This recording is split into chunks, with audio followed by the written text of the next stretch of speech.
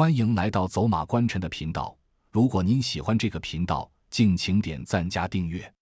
今天给大家带来的是白话版《聊斋志异》小二，原著蒲松龄。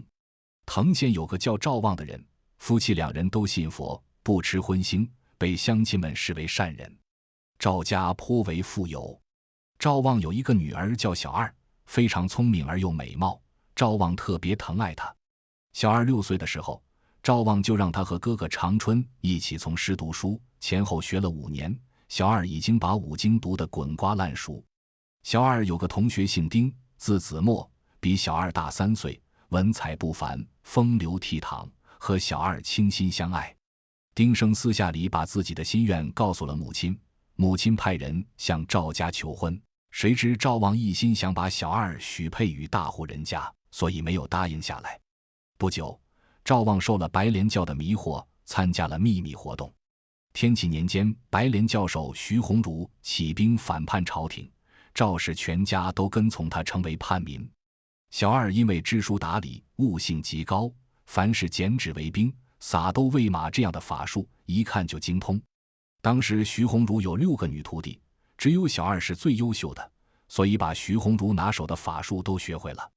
赵望也因为小二的缘故，深为徐鸿儒所器重，并被委以重任。这时丁生已经18岁了，正在县学读书，从不肯谈婚娶之事，因为他心中忘不了小二。终于有一天，他偷偷离家出走，投奔到徐鸿儒的麾下。小二见到丁生非常欢喜，对他的礼遇远远超出了常格。小二因为是徐鸿儒的得意弟子，主持军中事务，白天黑夜都很繁忙，连父母也很少见到他。丁生每天晚上都和小二见面，每次见面都把旁边的仆人兵丁打发走，两人常常谈到半夜3更。有一次，丁生问小二：“我这次来，你知道我的真实意图是什么吗？”小二说：“不知道。”丁生说：“我到这里并不是想攀附白莲教以求建功立业，我到这里确实是为了你。白莲教终究是旁门左道，绝不会成功，只会自取灭亡。你是个聪明人，你没有想到这一点吗？你能够跟着我逃出这里，我的一片诚心是绝不会辜负你的。”小二茫然若有所失，想了一会儿后，他仿佛一下子从梦中醒来，说：“背着父母偷偷逃走实在是不易，请允许我同他们当面告别。”于是二人来到赵望夫妇跟前，向他们讲明利害关系。赵望仍不悔悟，却说：“我们的师父是神人，难道还会有错吗？”小二知道再劝说也没有用，于是他把少女的垂发结成了妇人的发髻，并剪了2只纸药鹰，与丁生各骑1只。那2只纸药鹰速速展开双翅，像比翼鸟一样，并列着相依飞向远方。到了黎明时分，他们来到了莱芜县境内。小二用手一捻药鹰的脖子，药鹰立即收拢翅膀，双双落在地上。小二收起纸药鹰，又拿出2只纸驴来。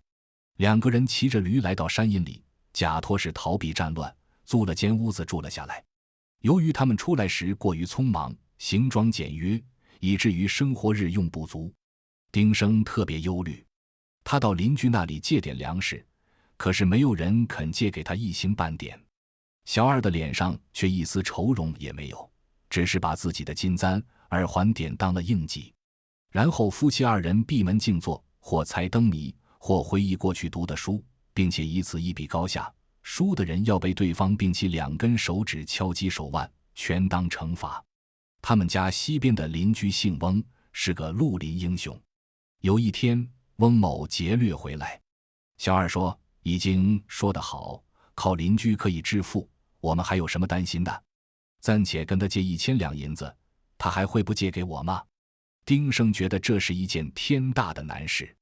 小二说：“我要让他心甘情愿地把钱送过来。”于是小二用纸剪成一个判官的样子，埋在地下，上面又盖上1只鸡笼。然后他拉着丁生坐在床上，烫上1壶老酒，翻检周礼，行起酒令，随意说是该书的哪一册，第几页，第几人，2个人就一起翻阅。说的这个人如果翻到有10部、水部和有部偏旁的字，谁就要喝酒；如果碰到和酒有关的，就要加倍罚酒。不一会儿，小二正好翻到周礼天官的9人，丁生就取过一只大杯子，倒得满满的，催促小二快喝。小二于是祷告说：如果能够借来银子，你应当一下翻得引字部首的字。轮到丁生了，他信手一翻，正是周礼天官的鳖人。小二高兴地大笑说：事情已经办妥了。说着就往杯里倒满了酒，让丁生喝下。丁生不服，小二说：鳖是水族，你应该像鳖饮水一样饮酒。两人正在说笑着行酒令，只听见地上的鸡笼里戛然作响。小二站起身来说：来了。他们打开鸡笼一看，一个布袋装满了银子放在那里，银子多的都快溢出来了。丁生不禁又惊又喜。后来翁家的奶妈抱着小孩到他们家来玩，悄悄地对他们说：那天主人刚回到家，点着灯坐着，屋里的地面忽然裂开一个大口子，深不见底。一个判官从里面走出来说：我是地府的司隶，泰山帝君要召集阴间的官员，编制一份强盗罪行录，需要1000架银灯，每架银灯要10两重。你捐出100架银灯，就可以把你的罪孽一笔勾销。主人一听，吓得魂不附体，连忙焚香祷拜，献出1000两银子。判官拿到银子后，才慢慢地回到地府，地上的裂缝也才慢慢地合上了。小二夫妻听了这番叙述，故意啧啧地称奇，装出吃惊的样子。从此以后，夫妻2人逐渐地购置田地、牛马，蓄养仆役婢女，还建造了自己的宅地。村里几个游手好闲的无赖子弟看到他们那么富有，就纠集一些坏人，翻墙入院，想要抢劫。丁生和小二从梦中惊醒，只见火把把四周照得通明，满屋都是强盗。有2个人冲上来抓住了丁生，还有1个人竟然伸手要摸小二的前胸。小二光着上身一跃而起，叠起手指对着强盗厉声呵斥道：止！13个强盗立即全都被定住了，他们吐着舌头呆呆地站着，像木偶一样。小二这才穿上衣裤下床，招呼家人，把强盗们一一反绑过来，逼着他们说出行抢的具体缘由。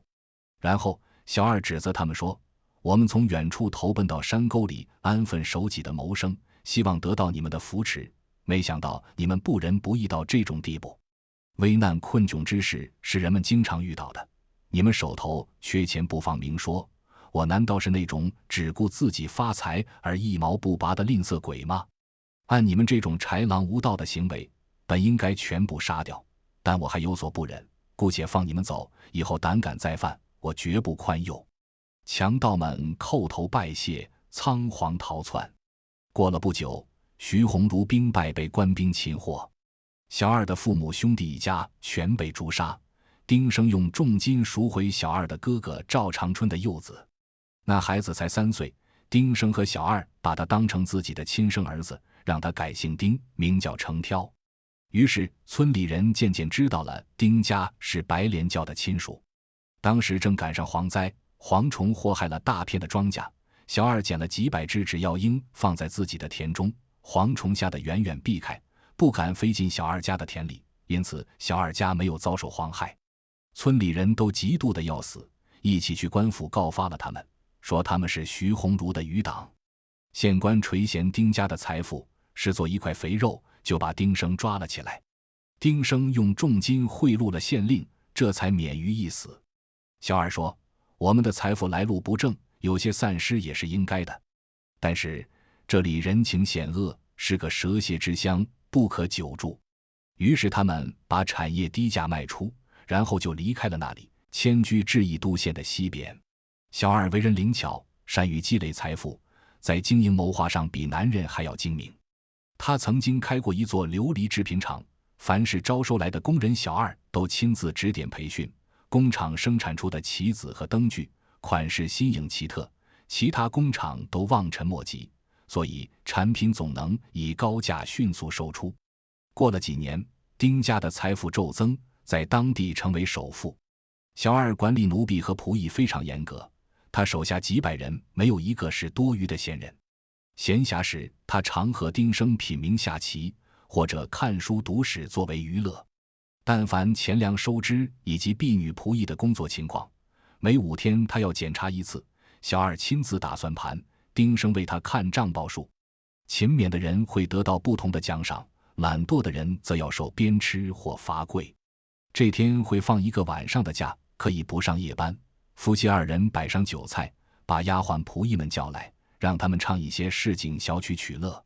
小二明察秋毫，仿佛有神灵在天相助，没有人敢欺骗他。他给下人的赏赐总是超过他们的劳动和付出，所以任何事情办起来都很顺利。村中有200多家住户，凡是家贫的，小二都酌量给些资本，让他们自谋生路。从此以后，这个村子不再有游手好闲的懒汉。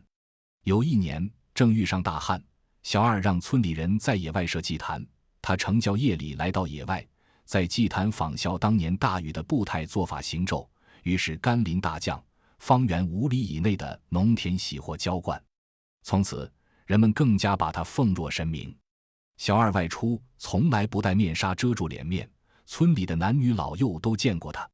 有一些少年聚在一起，私下议论他如何美貌，等到迎面相逢时，却都规规矩矩，根本不敢正面看他。每到秋天，小二就出钱让村中不能下地干活的童子去采苦菜和祭草，这样做了20年，野菜已经堆满了楼中所有的房间。人们私下里都笑话他干傻事。不久，山东发生大饥荒，粮食稀少，以至于出现人吃人的惨状。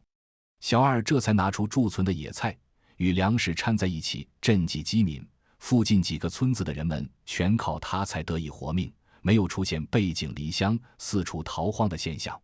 意思是说，小二的所作所为实在是得自上天的神力，不是人力所能做到的。然而，如果不是受丁生一句话的点拨而顿悟，小二恐怕早就与同伙一样被诛杀了。由此可见，世上身怀绝世才华而误入歧途不得善终的人一定不少。怎么知道同在徐鸿儒手下受教的6人之中，再没有才华出众的人了呢？只是让人遗憾，他们没有遇上丁生啊。